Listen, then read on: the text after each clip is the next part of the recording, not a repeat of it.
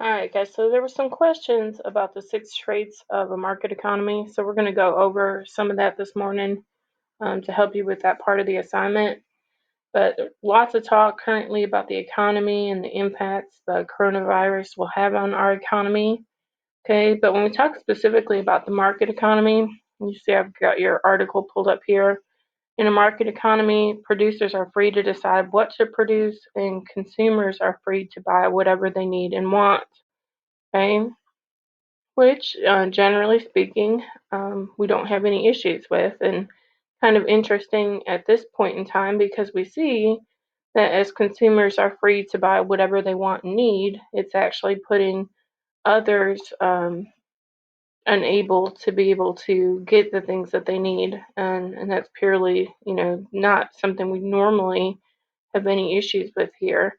But currently, with crisis and people, panicking over the virus, we see that our market economy um, and the way that we're able to purchase what we want when we want is not always the best situation. Okay, so normally it's not an issue, but we can actually see some of the implications of that in current times. All right, so let's go ahead and look at the assignment that you guys are stuck on. So we're talking about the six traits of market economy. Okay.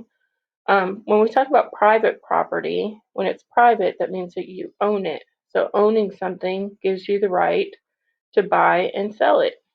Okay. Profits would not be possible without the right to own property. So if you didn't own it, you wouldn't have the right to sell it, which means you couldn't get any money from it. Okay. Property here means both tangible items, um, like things like food or other things that you can touch, and land. Okay, so that's kind of how private property works. All right, so we talk about market and prices. Buyers and sellers can freely exchange goods and service on the open market. Okay, the market forces of supply and demand will determine what prices will be.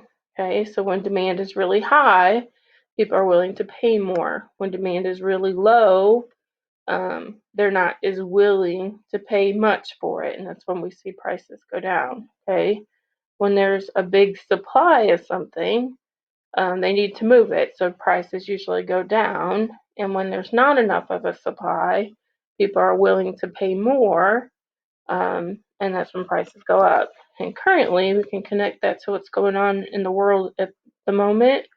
As soon as our governor put us into a state of emergency, he enacted something called, protect us from price gouging.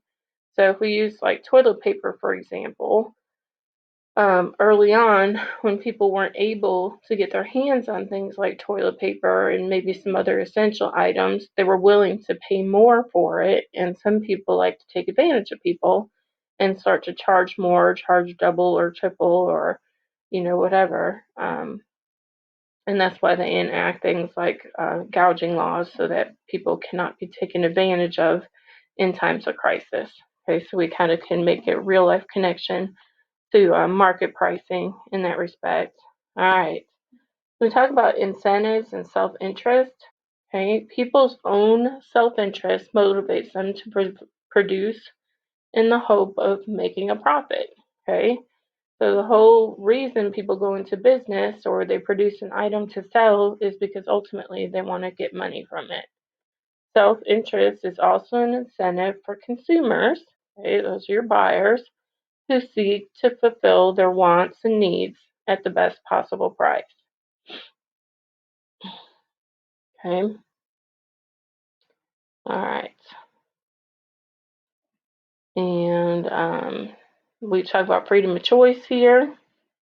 All right, so people are free to choose what to produce and what to consume. Okay, so you are free to choose, okay, what to produce and what to consume. Okay, so if you are a manufacturer, you can choose what you want to make. And as a buyer, you can choose what you're willing to buy. The choices producers and consumers make determine what goods and services are available. Okay? So, for instance, if buyers do not want any of the products that producers are making, they're not going to make any more of them. So then there would not be as many available in the future. Okay, so we kind of look at that. All right, let's look over here at competition.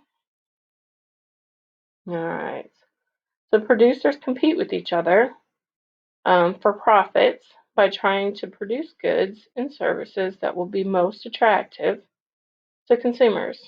This leads to innovation or new ideas and better prices. Okay, so producers have to always think of what's going to be most attractive to their buyers. So they're continually looking for new ideas.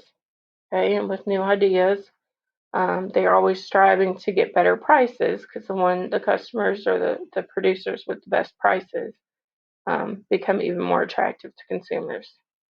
All right, guys, last one, limited government rule. The government does not make rules about what and how much gets produced. Okay, that's why we have what we call a free market. The government's main role is to make sure the market is fair and producers have a chance to compete. Okay, so hopefully that will help you through this assignment. Okay, don't get caught up on it, but you should, if you're listening to this video, should be able to figure out what's put in each spot. And I'll catch in on you later.